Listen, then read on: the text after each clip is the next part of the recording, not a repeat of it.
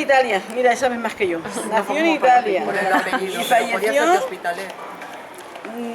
Nació en Italia y en el año 1870 y murió, me parece que fue en los Estados Unidos, por ahí. Los padres querían que estudiara maestra, pero ella se inclinó por la medicina e ingresó en la Universidad de Roma como asistente en la clínica psiquiatra.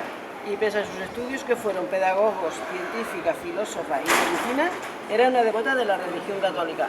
Entonces, ella se refugió mucho en los niños, digamos, deficientes, no normales, sino deficientes, que les faltaba, y creó su propia escuela porque ella le gustaba mucho de jugar con letras y que los niños las pusieran, por ejemplo, mamá, las 4 letras, no escribirlas, bueno, escribirlas, pero con las letras.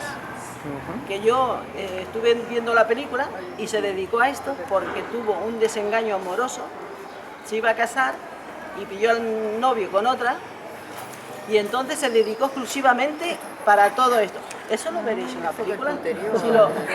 Sí. Y total, que me gusta mucho el sistema de esta mujer, por eso me incliné por ella. Y en estas escuelas ha estudiado el escritor Gabriel García Márquez.